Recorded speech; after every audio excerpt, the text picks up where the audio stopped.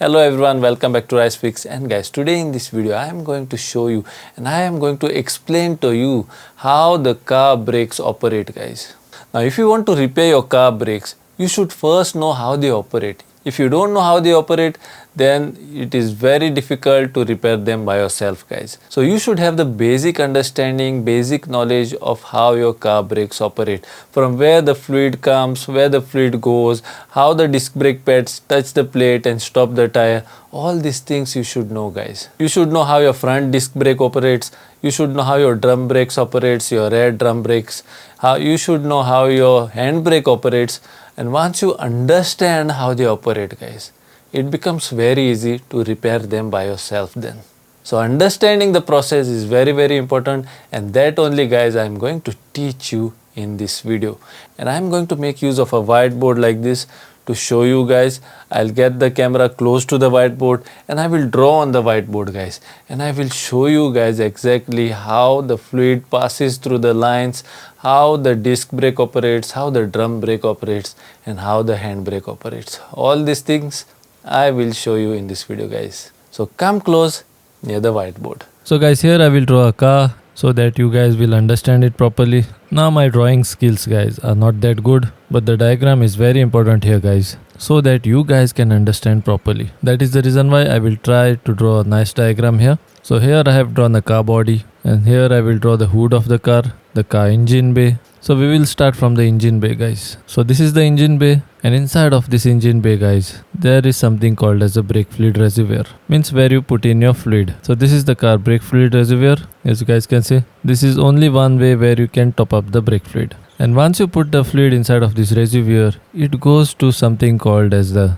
master cylinder, where all the fluid gets accumulated. Now inside of this master cylinder, all your brake fluid will be there. So understand it very minutely, guys. First is your brake fluid reservoir, after that comes your master cylinder. Now the location of this master cylinder will be different from car to car, but it will be surely there.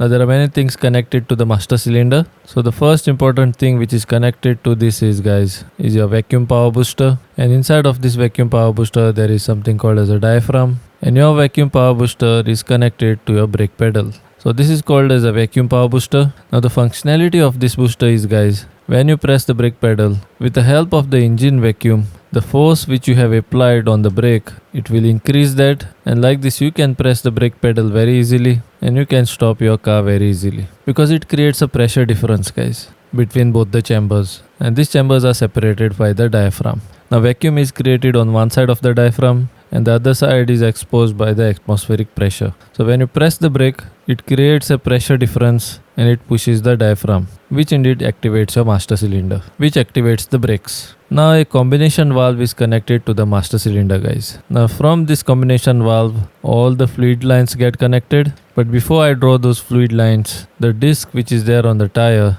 that I will draw first. So this is the disc which is there on my tire. Now on this disc there will be a caliper. Now inside of each caliper there will be a fluid cylinder, inside of which fluid will be there that you can bleed with the help of the bleeder valve. Now the disc will be there on both of your front tires. Now from where the fluid comes into these calipers? The fluid comes from the master cylinder to the combination valve, and from the combination valve to both the disc calipers, and like this the fluid line goes to both the calipers, and this is how your brakes get activated. Now one line from the combination valve goes to the rear end and to the rear drum brakes, and from that line fluid reaches your rear brakes. Now on both the rear brakes also there is a fluid cylinder. Now how to replace that cylinder I have already shown you, guys. Now this line takes the fluid to those cylinders, which when you press the brakes will expand the fluid cylinder, which will push away the brake shoes, and the brake shoes will touch the drum and stop the car. So again we'll look at the process, guys. You put the fluid inside of your fluid reservoir. From the fluid reservoir your fluid goes to the master cylinder. From there your fluid goes to the combination valve.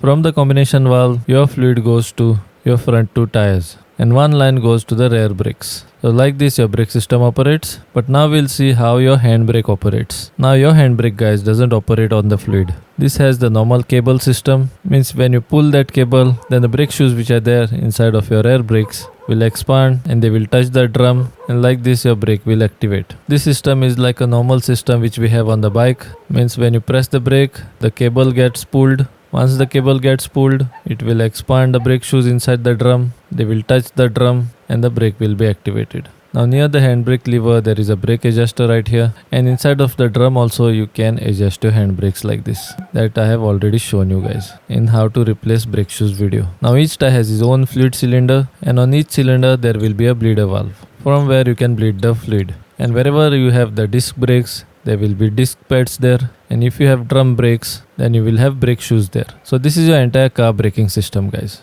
So guys, there you have it. And now I'm hoping you have understood the working of your brake system in your car. Once you understand this process, guys, repairing of the brakes becomes very easy.